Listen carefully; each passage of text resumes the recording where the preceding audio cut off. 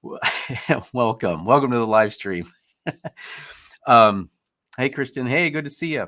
So, in my Bible study, there's this guy who specializes in AI.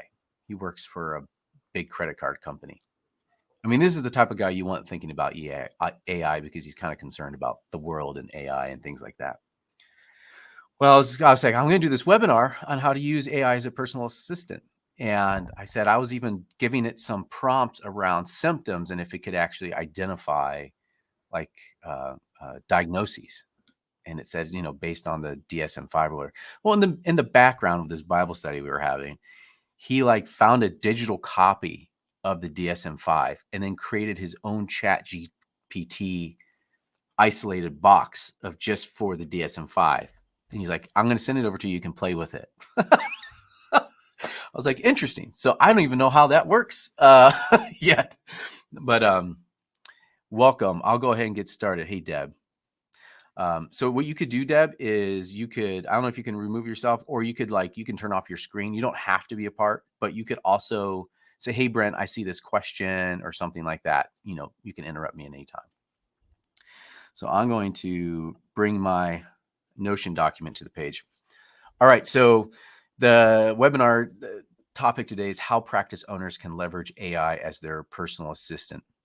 And I actually used AI to create this image, this little header image here. And I said, create an image in the form of Pixar animations of a AI personal assistant.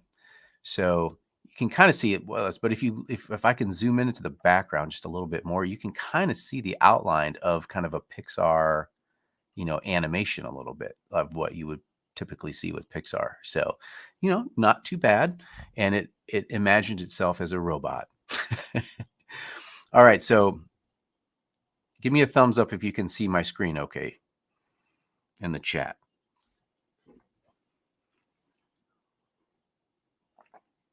Or if you can't get the emojis, just say, I can see it. I'm assuming you can. All right. Okay, so as practice owners, this is the problem we're trying to solve.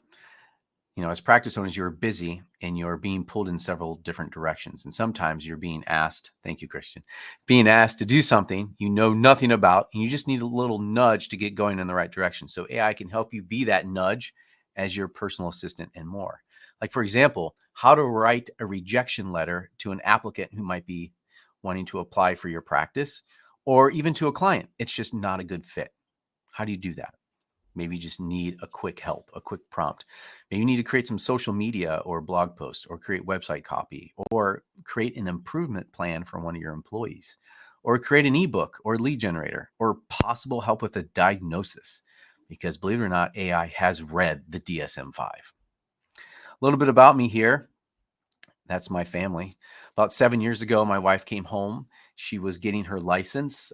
She was pre-licensed. She was getting her hours in.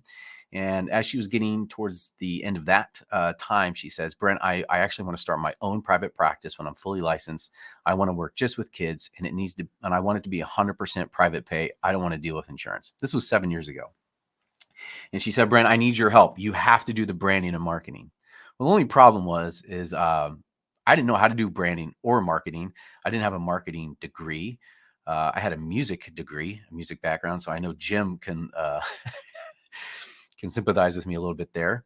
Let's see. We had twin girls who were 2 years old, almost 3. Susan was 6 months pregnant with our son Simeon there. And we didn't have money to pay anyone to build us a website or do anything. But if we wanted to live in Chicagoland, we had to make this business work. We needed her income to live in the western suburbs of Chicago. So what happened was we did launch that private practice, and it's a thriving group private pay practice today. We just hired somebody this last week. So we've been onboarding her. So she's got 9 clinicians working with her, just all private pay and working with kids ages 2 to 12. And from that experience, Brand Your Practice was born, and that's my business. And kind of my one-liner for my business is there are a lot of therapists who want to start and scale up a private practice, but are overwhelmed by all the marketing, finances, and operations. And using our proven playbook, Brand Your Practice helps therapists build their dream private practice through business education and services. because we believe starting and scaling a practice should be simple, affordable, and fun. And out of that has come a few things. So in the last 7 years, I've helped launch and scale over 12 private pay practices across the country. I'm what some would say like a full stack marketer. So I've done it all, the entire stack of marketing: Google Ads, WordPress websites, branding, SEO, all the things. But I'm also a full stack content creator, meaning I've done YouTube videos, vlogging, branded newsletters, podcasting, course creation, and I'm a certified story brand guide. And really for my mission, and I'll get into the AI and why this is important here. My mission is to help launch, grow, and scale over 10,000 private practices. And I do that three ways. One, through my education of Brand Your Practice, and I have some services there. Therasas, which is a CRM, and then the Private Pay Practice Program. And I love this because Dev and I teamed up to kind of combine our experiences to launch this program, because we believe that therapists should be paid what they are worth. And having a private pay practice is the best way to do that. That's what we believe. And I do want to make you aware of a free guide that we just put together, the ultimate guide of to build a private pay practice. And this is actually a podcast series. It's a private podcast series, so you need a link to get to it. And I'll share this link at the end, but you can scan that or go to privatepaypractice.com/private to get a hold of that new series that we just put together. All right, so here is the plan for the webinar. Short overview of what AI is, and this is just a very 30,000 foot view. Where to get AI, and then we're going to do some live demonstrations on how you can use AI as your personal assistant. And if you have any, if you want to type something in the chat, it's like, Brent, could you try something like this, and we can play around with it and see. And then I'll share with you some AI tools. At the end of this webinar, I'm going to give you a QR code that you can actually, oh, thank you, Deb, for that link. You can actually have this whole Notion page and get all the resources you want from it. All right, first, what is AI and how does it gather data? And so I just said, okay, chat, what are you? I said, here's the prompt. Prompts are what you put into chat to AI to get responses from it. I said, hey, chat, can you explain what you are and how you gather data, but explain it in a way a second grader could understand?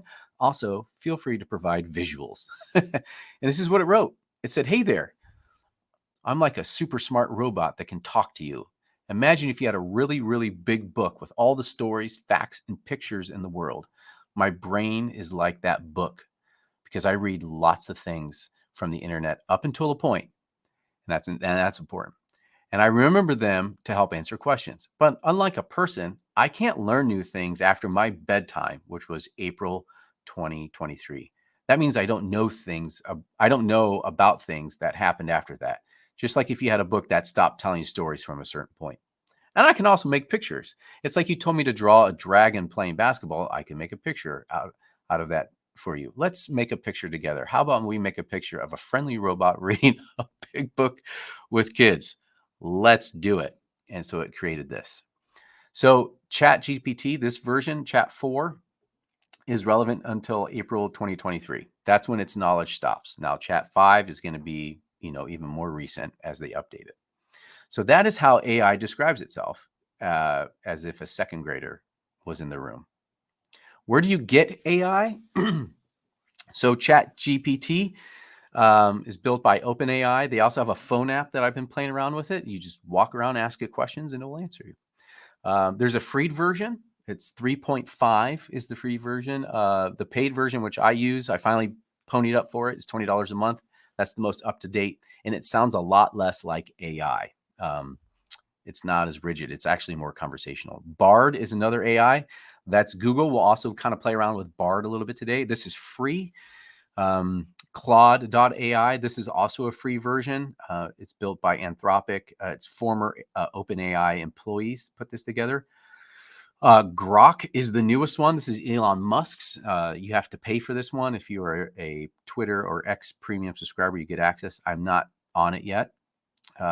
Most AI third-party programs. So if you're going to use an AI program, it's usually built off of ChatGPT or Bard or something like, or maybe even Claude or Grok someday, but they're usually using these big three in the background.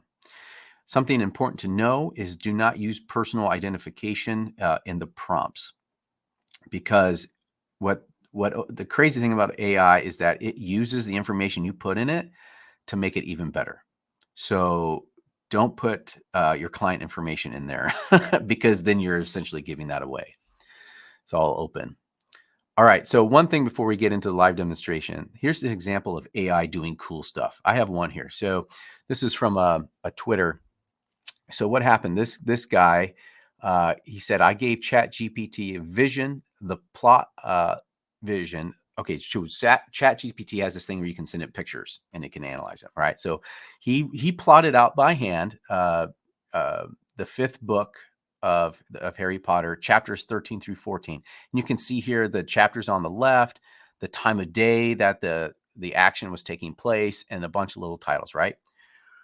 He put that in there, took a picture. Hi, Kim. And what pumped out was this. He said, certainly, J.K. Rowling planning sheet for chapters of fifth Harry Potter book, Order of the Phoenix. So it kind of analyzes it a little bit, and then it pumped out this. It took all of Harry Potter's books, identified its main plot and mysteries, school events and tests. So you have the Sorting Hat, Quidditch, Forbidden Forest, friendships and rivalries. So you have the trio, which is Ron and Hermione and Harry, and you have Draco. So Voldemort and Dark Forces. This was just crazy. And then prophecy and destiny. So it just outlines those major themes throughout the books based on just a portion of book number 5. And it's this image here. And he said, all right, just do all of it for all of Harry Potter's books. I mean, that's wild. You could ask Google, couldn't even pull this up for you that fast, and it just generates it for you. Okay. So let's jump in to some live demonstrations here. So the way we're going to do this is I'm going to show some prompts, and then we're going to see it in action. All right. Now, here's the deal. Here's the deal with prompts. Some things you want to keep in mind. The more specific, the better. In some ways, you're like training AI. When you say you're training it, you also want to see if it like knows what it's talking about before you go even deeper. So I'll explain that and show you in just a minute. But you want to be specific, the target profession or interest to tailor the content appropriately. So you want to specify that. Suggest the types of content you're interested in, like tips, quotes, speaking engagements, stories, giving a clear direction. Ask for a variety of content, ensuring a diverse range of outputs. This will allow you to dive deeper into a particular area because you're going to be like, oh, I didn't think about that. Let me go a little bit deeper. Mention the need for the content to be engaging and appropriate for the audience, which is crucial for social media posts. And then you can use different voices. Like you could say, write this in a kind voice or write this in a sassy voice. All right. Everyone hang in there with me so far? Let's check the chat here. Okay, good. Looks good. All right. So let's just start with social media examples. Here's the prompt. Can you provide a list of social media content ideas specifically designed for men in their 50s? I'm looking for posts. Thank you, Kim. I'm looking for posts that would be engaging, informative, and appropriate for that audience. The content should be varied, include things like daily tips, inspirational quotes, interactive elements like polls or questions, short stories or anecdotes relevant to the field, educational content, and any other ideas that would resonate with followers interested in mental health wellness for engineering managers. So, all right, very specific. All right, I'm going to switch over to chat. I'm going to go ahead and start a new chat up here. This is the interface. These are all the different chats I have on the left. How can I help you today? And then it kind of has some, template prompts for you if you want. But I'm going to go ahead and just put it in here, and we're going to see what it pumps out. I'm going to put at the very beginning, I'll just say something like, you're a mental health specialist. And you can misspell words in it. All right, I'm going to hit enter. And this is what it's going to look like as it iterates. Might take a second. And sometimes you kind of have to stop it. There you go. And as that populates, I'm going to go over here to Bard. This is Google's, and I'm just going to put in the same prompt here. Okay. So, creating social media content from in their 50s, particularly those in roles like engineering management, requires a balance of information, engaging, and age-appropriate material. Here's some ideas. So, you're thinking about content. Well, what could we do? Share relatable stories or anecdotes about overcoming challenges in the workplace, balancing personality and professional life, or managing teams effectively. So, it's going to give out like a bunch of things here. And we'll see if this will weekly challenges, retirement planning, workplace mental health strategies. Like some of these retirement planning, like maybe, but maybe you can prepare mentally and emotionally for this transition. All right. So what I'm going to say is like, great. We're training this. Think of it as like you're just being a nice conversational partner. Exactly what I wanted. Can you give me specific examples of each one? So say, give me specific content examples. And let's just see, right? So that's kind of a big overview. Or you could say, just give me an example of one of these, right? But let's just say what it can come up with. Certainly. Here are some specific content examples. Daily tips. Start your day with a 5-minute meditation. It can help you clear your mind and set positive tone for the day ahead. Right? So it gives you inspirational quotes. One from Steve Jobs, interactive polls. So it's giving you examples, and then you can just dive in even more and more into these. We'll see what Bard came up with. Oh, it waited for me. Daily tips. Yeah, very similar inspirational quotes. And it actually provided it for you in this one here. The mind is not a vessel to be filled, but a fire to be kindled. Whoever this guy is. So yeah, there you go. That's an example. Okay, Kim, this is wild. Yeah, share some of your responses, what you're thinking here. It's helpful for feedback. And Deb, if you want to jump in with anything, you can too. But that's just the first example. Let's do another one. Website copy. All right. So some of you are like, I need to put something on my website. I don't know what to put in there. So let's put this prompt in. And this is very specific.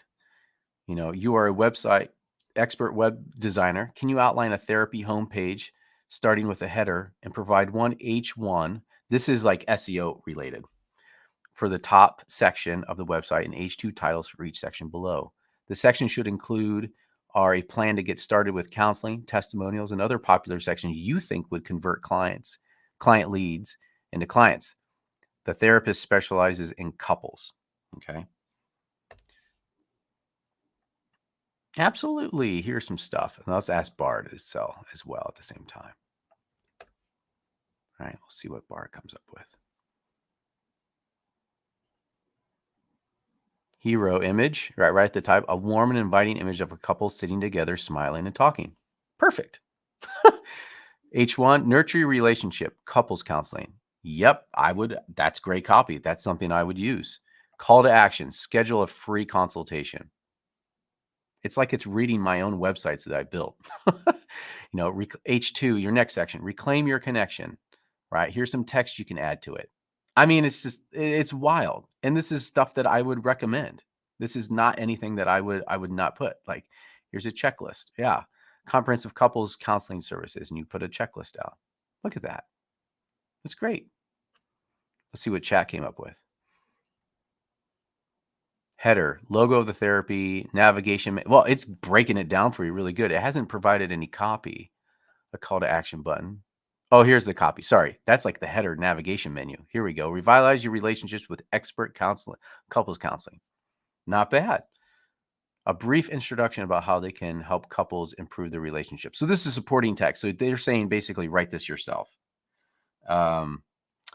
Now you can change that or ask it to give an example. So here's your homepage outline. And then what you could do is you could say, you can finesse this a little bit, then hand it to a website designer and say, do this. Yeah.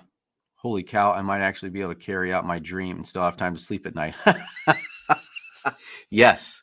Yeah. Sometimes AI gives people nightmares of its capabilities. I'm not going to try to scare anyone today, but it's a thing. So those who are group practice owners, I'm going to do this prompt here, right? And this prompt is, you are an HR manager and in charge of making sure everyone is in compliance with our employee policy manual. Here is a section of our policy for our private practice. Can you write an employee improvement plan based on this policy? And you're like, Brent, that's really specific use case. Well, my wife, Mrs. Stutzman, had to do this. And so we use chat to kind of figure out, like, I don't know how to do an employee. So here's the outline, right? So this is the outline of the from the policy manual we have. So I'm just going to copy this here. And I'm going to put this right here. So here's the copied paste, and we'll just see what happens. Based on this, I will draft an employee improvement plan for a staff member who has not been consistently adhering to the guidelines for maintaining. All right, so it's going to do an employee improvement plan. And this is what you would put in the Google Doc. Specific issues, note failure to ensure the current treatment plan is in every file. So this would be a case study where they're not doing their notes. And expected performance. These are the things here. Yeah, I love that, Deb. If you want to put a prompt in there about teaching a course, like let's play around with it. So it's going to give you a step-by-step action step, like to handle this and what to do. And at the very end, probably, I think it will like, here are your names to sign. Consequences of non-compliance. Again, you can change this language around. So I'm going to stop this here. If anybody wants to throw in an idea, we can play around with that. Just put it in the chat. You can, here's how to write a rejection letter. I don't have to go through all these prompts. Outline. Oh yeah, here. So, outline a 20-minute talk to parents and how to recognize trauma in their teenager with a practice steps on how to best support them. So one great way to build your practice is to do speaking engagements. So either that's with schools or whatever. And you're like, I want to talk about this, but I just need some help to get started. Right? So here we are. You are an expert adolescent therapist. Can you provide an outline for a 25-minute talk to parents specifically designed for parents on how to recognize trauma in their teenager? All right, so I'm not going to read that whole thing. So let's see what chat can do here.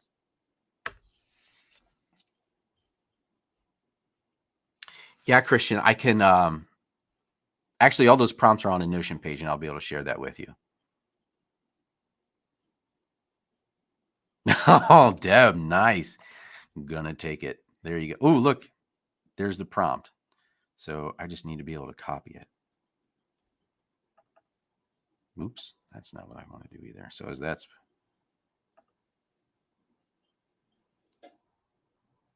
I'm not sure exactly how to. I'm not able to copy that, but I can type. All right. So anyways, here is the outline. Recognizing and supporting traumatized teens. Understanding and healing, a parent's guide to recognize trauma in teenagers. Here's your introduction, interactive elements. You could do a quick poll. I mean, look at this. Conclusion, 1 minute. Post-talk optional. I mean, it's right there. And then you can just take that and run with it. Run with it. Let's do this thing here for Deb. I couldn't copy it in. So you are a college professor teaching master's level mental health counseling students. Please provide. I know this is riveting. You're watching me type a syllabus for the course. Psychopathologies. We'll do this here. All right, let's see what happens. Certainly. You think about college professors, it just saved them like mental health counseling, MC 501. Yeah. Required text. Add your own books. Yeah, look at that. Oh, come on. Look at this. Yep, that's awesome. Where was this when I was teaching? Yeah, really. There you go. Because again, AI is like a book that has read everything in the entire world and is distilling it. There you go. Even a disclaimer. Very nice. Very nice. All right, let's see here. Helping. Okay, so this was really interesting. Helping with a diagnosis. So I went in and grabbed a couple. Now maybe this is a test for you all. You are a mental health expert, and I need help discerning something I saw with a client. They have been forgetting about certain time periods, events, and personal information, feeling uncertain about who you are, and having multiple distinct identities. What could this be? Right. So this is the prompt. Now, don't give it away. Maybe wondered if you know what that is. Let's take this out here.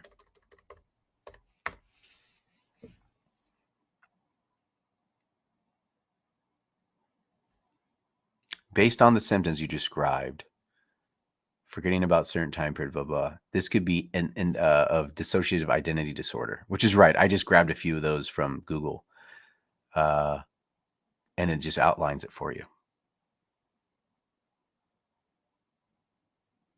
Now, what's interesting is as that's doing that, watch what happens with Bard when I put it in here. It might start. Oh, it actually did it. Interesting. Before it started it, and then it erased it and says, I cannot give you this information, which is interesting. It did that before. So there you go. All right. Is there another example you want to use before I move on? Oh, live audience. This is time for you to ask, hey, can you try this? Or I'm curious about this. And Deb, you can pop back on here and we can interact a little bit too. It's amazing, isn't it? Yeah. Yeah.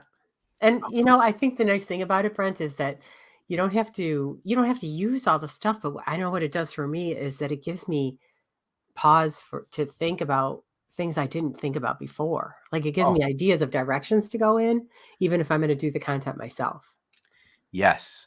Yeah. Can I show you an example of this? So I had a client come in and we were filming a video and he gave it to me like 30 minutes, the scripts, before I was able to like even read it over. Mm. I was like, I don't have time to just think about titles because we had to redo titles and things like that. And so I had to, I'd have to find it. Maybe was this it here? I was playing around. Anyways, I have to find it, but I had to go deeper. Oh yeah, this is what we were doing. So let me zoom in here. So I'm good. because you were a copywriter, oh yeah. Can you turn this paragraph into a? So he had a paragraph about what it was about, and I said, and it wasn't very clear. It's kind of muddled. So I did a couple things, and I was like, you know what? Could you actually just create this into a really great hook all around self care? And so I put that in here, that paragraph, and he said, sure. And I'm like, awesome, this is great. Can you shorten it? Absolutely. Is self-care a buzzword just for you? And then I was like, could you then smooth out this paragraph, which is another part? Certainly, smooth it out a little bit. Can you finish the sentence for me and give the context above? So what happened was he had a couple questions on here, and I said, take these questions and create a catchy blog title based on those questions. And I said, all right, finding the one or taking the next steps, because his whole thing is like, how do you know if they're the one, right? I said, awesome. Give me two more example. Is it love or a time for a leap? Decoding your relationship's future, or from first spark to forever, mastering the milestones of modern romance. Awesome. Can you position the title in the negative? And he said, all right, avoiding missteps in love. Are you with the one or rushing ahead? Love's pitfalls. Is it reality the one, or is it really the one, or time to move forward? And I said, great. Because he had 3 steps in his blog post. All right, could you include 3 steps? He's like, all right, 3 essential steps to determine. And you just keep iterating. I was like, oh, could you include marriage in the title? All right, so 3 crucial steps to decide it is the true love, time for marriage, or time to move on. And I'm like iterating like this. I'm like, all right, we're getting closer. We're getting closer. Boom, that's the one we want. So it just helps you. So the more you can master AI and give it prompts and have this conversation with it, it just helps you iterate so fast. I can't recommend enough. All right. Yeah, that's right, Kim. It's really nice because you're not starting complete with a blank slate. When I have writer's block, I just go to this and start asking it questions. I'm like, oh yeah, great. And then I can keep writing. Mhm. So that is, I can show a couple more AI tools, but Deb, do you have anything to add before we move on to that next section? I just wanted to go back to something Kim had asked, and she said, it makes you wonder if humans are going to be obsolete in a few years. I think that that iteration that you were talking about of going back and forth and asking the questions, that's going to be the key component, right? Because that's going to keep the tail from wagging the dog. So I think that as long as this doesn't contribute to the dumbing down of society, that we do have a chance to live a couple more generations. I always see, right. I always said like therapists and pastors, Mhm. those are going to be the hardest things for robots Yeah. to replace. And because there's people who still, I mean, just look at COVID, like Mhm. people were okay with online for a little bit. And then people really wanted that in-person human interaction. People started going back to that. Now, what happens, Zoom is a lot of people are more of okay with telehealth, but still, people do want another human when it comes to these most intimate problems. But there's going to be some who are okay. We're seeing this tested out with like Headway Alma. Like I think those are what are like a Better Health. Like there's some automation built into that. I think like chat, telehealth. Automated text could be a thing. So yeah. Okay, let me show a couple other tools out there that are. Sorry about that phone call. Let's jump into. Let me zoom in here again. So a couple other AI tools. One is Perplexity. This is another great little spot to just ask some questions. Another little AI tool. Uh, 11 Labs. I've not done this yet, but you can turn text into your speech. So you upload your voice, samples of your voice, and then you can send it text, and it will read in your voice for you. It's wild, and you can see examples down here of people doing it. It sounds pretty good. Cast Magic, turn audio into content. A service that simplifies the podcast production process with various audio tools. So you could check out that. That's something I'm interested in for myself. So we could just take my podcast and it can create content around it. And then this other one could be interesting. I have a client actually using this in his practice right now. So it basically, you record the session that you are having, and then it will generate the progress notes for you automatically in the background, just like that. He bought it for his whole team, and he's been testing it out to see if it can actually speed up the workflow and how long it takes to get notes done. So it's HIPAA compliant. So, I think this guy's happy about it. And then I have a whole list at the bottom here that I will be sharing this of a bunch of other AI tools that are out there that people are using. Yeah, I would love some individual reflections if you want to put anything in the chat and any takeaways that you might have. Mhm. Yeah, Christian, I think it just makes us better in the possibilities. Yeah. Absolutely. This is really interesting, Brent. I know you use it a lot more than most people I know. And so I started, checking it out and your recommendation, and I'm just blown away every time I use it. Yeah. I'm having, as a marketer, this helps us iterate and generate really good drafts Yeah. within minutes. Like Yes. and I'm training my entire team on it. Mhm. They all have access to AI in some capacity. I said, use it, please use it. Mhm. Because those who know how to use it are the ones that will survive in the end. Yes. How to use the tools. Yeah, I'm not seeing any other questions in there, reflections on it. So if you have a question, please put it in. Or if anybody has a prompt. Or a prompt, yeah. Yeah. Hmm.